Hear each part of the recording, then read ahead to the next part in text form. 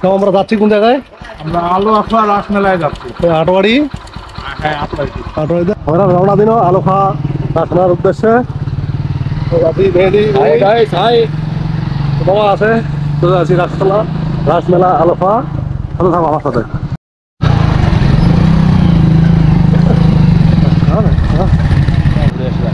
আমরা যাচ্ছি প্রায় 200 বছরের পুরনো আটোয়ারির আলোখা ইউনিয়নের আলোখা রাস মেলায়। এটা ছিল প্রায় 200 বছর আগের একটি পুরাতন মেলা। বাড়ি থেকে বের হয়ে আমরা চলে গেলাম মেলার উদ্দেশ্যে। একেবারে গ্রামীণ মেঠোপথ, বাড়িঘর খুবই কম, মানুষজন অনেকে চলে আসতেছে মেলা থেকে। আমরাও যাচ্ছি মেলার উদ্দেশ্যেই। প্রচুর মানুষের সমাগম হবে বলেই আমরা অনেক আগে বের হয়ে গেছি মেলার উদ্দেশ্যে। কেউ যাচ্ছে মোটর সাইকেলে, কেউ যাচ্ছে ভ্যানে করে। আমরা মোটর সাইকেলে যাচ্ছি।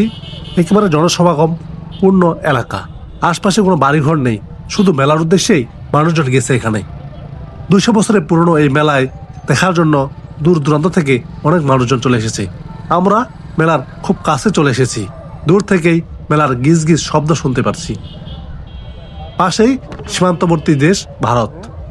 নাগর নদীর তীরে প্রতি বছর অগ্রহায়ণের শুরুতে হেমন্তকালে এই মেলা বসে। রাসমেলা নিয়ে কিছু তথ্য দেওয়া যাক। বাংলাদেশের লোকজ সংস্কৃতির অন্যতম প্রাচীন ও ঐতিহ্যবাহী মেলাগুলোর মধ্যে পঞ্চগড়ের আটোয়ারি উপজেলার আলোখা রাসমেলা বিশেষভাবে উল্লেখযোগ্য। প্রায় 2 শতাব্দীর ইতিহাস নিয়ে দাঁড়িয়ে আছে এই মেলা, যা আজও পঞ্চগড়ের গ্রামীণ সংস্কৃতি, ঐতিহ্য আর উৎসবমুখরতার এক অনন্য অংশ। একেবারে মেলার খুব কাছাকাছি আমরা চলে এসেছি। গিজ গিজ শব্দে মুখরিত চারিদিক। এই রাসমেলা প্রায় 200 বছরের পুরনো।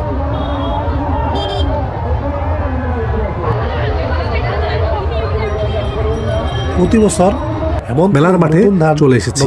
মোটরসাইকেলটি গ্যারেজ করেই আমরা নেমে পড়বো 200 বছর মেলা দেখার উদ্দেশ্যে। শুরু হয় এবং খাবো নানা রকমের বাহারি খাবার। শতাব্দীর শুরুতে আটোয়ারি সীমান্ত ঘেঁষা বালিয়া এলাকায় নাগর নদীর তীরে ছোট বড় পুরুষ মহিলা সবাই এসেছে একটি মেলা দেখার জন্য প্রতিষ্ঠা করেন। রাস পূর্ণিমার পুজোর সময় এখানে প্রচুর মানুষের সমাগম ঘটত, যা ধীরে ধীরে রূপ নেয় বৃহৎ এক মেলায়। স্থানীয় জনশ্রুতি বলে আশপাশের পুরো এলাকায় ছিল কাশবনে ভরা। অত্র এলাকার মানুষজন এই কাশবনকে ইলুয়া বা আলোয়া নামে চিনে থাকে। তাই তো এখান থেকে আলোয়া হওয়া মেলার উৎপত্তি। জমিদারের পুত্র শ্রী শ্যামাপ্রসাদ রায়চৌধুরী, যিনি বাচ্চাবাবু নামে পরিচিত, তার ঐকান্তিক প্রচেষ্টায় মেলাটি ব্যাপকতা পায় এবং আন্তর্জাতিক খ্যাতি অর্জন করে। এক সময় বলা হতো ভুটান, নেপাল, কাশ্মীর, এমনকি ইরান থেকেও মানুষজন আসতেন এখানে, বিশেষ করে হাতি, ঘোড়া, গরু, মহিষ কেনাবেচার জন্য। এর আলোখা মেলা ছিল অন্যতম। 1947 সালে দেশভাগের পর নাগর নদীর আন্তর্জাতিক সীমারেখায় পড়ে। সীমান্ত নিরাপত্তার কারণে পুরনো স্থানে মেলা বন্ধ করা হয়। পরবর্তীতে মেলাটি আটোয়ারি উপজেলায় শহরে হয়ে আসতেছে। আজও এই আটোয়ারি আলোখা মেলা উৎসাহ উদ্দীপনার মধ্যে পালিত হচ্ছে। মেলায় প্রচুর পরিমাণে গ্রামীণ জিনিসপত্র বের হয়েছে। রয়েছে নানা রকমের খাবার সামগ্রী। মানুষজনে ভরপুর পুরো মেলার মাঠ। আচার থেকে শুরু করে বড়ই, পেয়ারা, নানা রকমের খাবার, মুখরোচক খাবারগুলো বিক্রি হচ্ছে বেশিরভাগ। জিলাপির দোকান প্রচুর পরিমাণে এসেছে। নারী পুরুষের ভিড় সমানভাবে লক্ষ্য করা যাচ্ছে। আশপাশের ইউনিয়নগুলো থেকে মানুষজন এসেছে এই মেলায়। এটা একেবারে নাগর নদীর তীরে অবস্থিত, পাশেই সীমান্তবর্তী দেশ ভারত। এখানে বিক্রি হচ্ছে জিলাপি, গুড়ের জিলাপি। এই অত্র অঞ্চলের মানুষের প্রিয় একটি খাবার। মেলার সার্বক্ষণিক পর্যবেক্ষণ করতেছে আটোয়ারি উপজেলা পরিষদ এবং এই মেলা কমিটি। নিরাপত্তায় সার্বক্ষণিক দায়িত্ব পালন করছেন আইন শৃঙ্খলা রক্ষাকারী বাহিনী।